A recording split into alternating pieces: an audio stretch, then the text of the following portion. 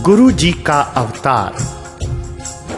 जोर जबर और हाकिमों के अत्याचारों से संतप्त सृष्टि की पुकार सुनकर अकाल पुरख ने गुरु नानक जी के रूप में जगत जलंदे की रक्षा करने के लिए माता तृप्ता जी के गर्भ से मेहता कालू चंद जी बेदी क्षत्रिय के घर राय भोए की तलवंडी, जो अब ननकाना साहिब के नाम से जानी जाती है, पाकिस्तान में स्थित है, में कार्तिक सुधी पूर्णमासी संवत 1526 विक्रमी को अवतार धारण किया।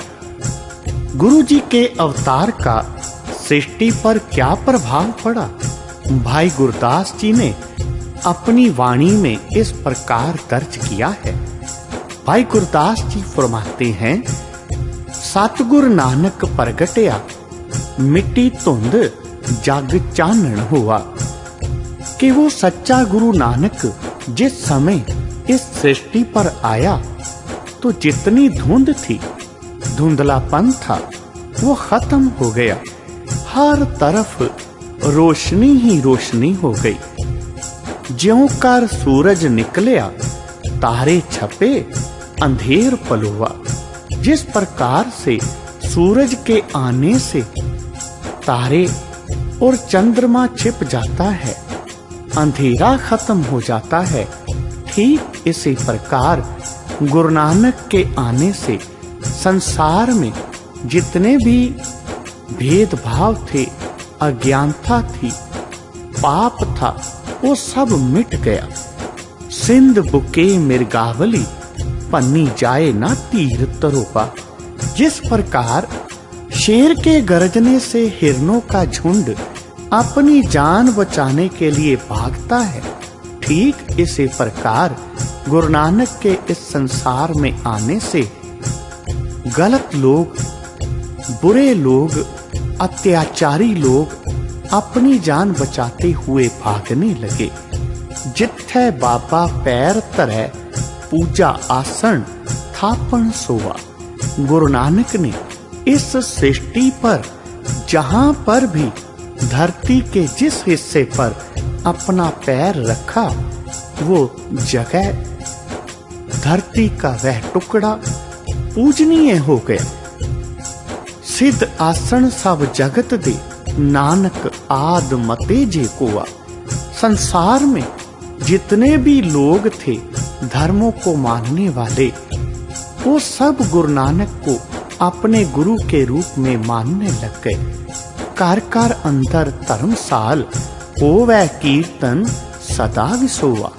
गुरु नानक चाहते थे कि हर एक मनुष्य के हृदय में, कार मीन्स हर एक मनुष्य का हृदय घर, हर एक के हृदय में भगवान के नाम का प्रकाश हो जाए। हर एक हृदय में भगवान के नाम का एक मंदिर बन जाए, जिसमें वो उसको याद करे और अपने इस जीवन को सफल बनाए। बाबे तारे चार चक, 9 खंड पृथ्वी सच्चा टोवा। गुरु नानक देव जी ने चारों दिशाओं में धरती के 9 हिस्सों को अपने पावन पवित्र चरणों से तय किया और यहाँ तक लोगों को भगवान के सच्चे नाम का संदेशा देकर पवित्र बनाया। भाई गुरदास जी कहते हैं, गुरमुख काल विच प्रगट हुआ। इस प्रकार भगवान का वो प्यारा गुरु नानक इस कलयुग में प्रगट हुआ और उसके आने से इस प्रकार कलयुग के अंदर इतने बदलाव आए। भगत जनों, मेहता कालू जी ने जिस समय गुरु नानक देव जी का अवतार हुआ, जन्म कुंडली बनवाई। गुरु जी प्रातः काल इस संसार में अवतार लेकर आए। जब दिन हुआ तो मेहता जी ने पंडित हरदयाल को बुलाकर कहा कि बालक की जन्म कुंडली बनाओ और लगन मुहूर्त देखकर बताओ कि बालक कैसा होगा। माता पिता तथा खानदान का नाम उज्जवल करने वाला होगा या फिर कुछ काम बिगाड़ने वाला होगा। पंडित हरदयाल ने बालक के लक्षण देखे और कहा, मानव मात्र ने पंडित मेहता जी को कहा कि बालक की दाई को बुलाकर पूछो कि जन्म के समय इसके मुंह से कौन सी आवाज निकली थी।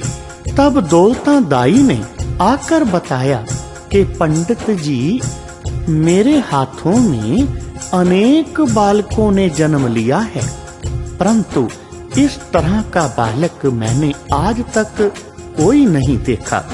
और बालक तो जन्म लेकर रोते हैं, परंतु यह तो हंसता था और घर में ऐसा लगता था जैसे दोपहर का सूर्य निकल आया हो।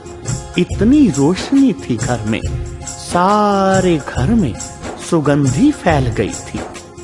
दौलता दाई की यह बातें सुनकर पंडित ने अनुभव कर लिया कि यह कोई अवतार पैदा हुआ है, इसके दर्शन करने चाहिए। जब दौलता दाई बालक को बाहर लेकर आई तो पंडित हरदयाल ने उसके चिन्ह चक्र देखकर बताया कि मेहता जी, यह आपका बालक बहुत भाग्यशाली है। इसमें सारे ही लक्षण शुभ प्रतीत होते हैं। यह या तो कोई चक्रवर्ती राजा होगा और अथवा कोई बड़ा पुरुष जिसके सिर पर छत्र झूलेगा। इसका नाम मैं 13वें दिन रखूंगा।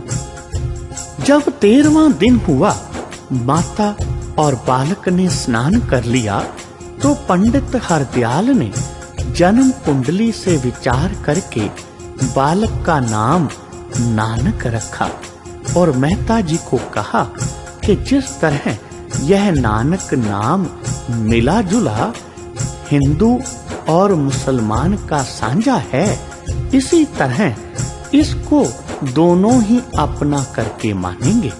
यह दोनों का साझा होगा, दोनों का उद्धार करेगा। पंडित जी की यह बातें सुनकर मेहता जी बहुत प्रसन्न हुए और पंडित जी को मर्यादा अनुसार आटा, गुड़, कपड़ा और नगद भेंट देकर विदा किया। गुरुजी जब 5 वर्ष के हो गए तो अपने हम उम्र बालकों के साथ खेलने लगे। गुरुजी अन्य बालकों को बहुत प्यार करते और उन्हें खाने और खेलने की वस्तुएं घर से ले जाकर बांट देते। आपके इस स्वभाव को मेहता कालू जी अच्छा नहीं समझते थे, जिस कारण कई बार आपको डांट भी खानी पड़ती। मगर लोग आपके इस उदार स्वभाव की बहुत श्लाघा करते थे और साथी बालक आपके साथ बहुत प्रेम करते थे।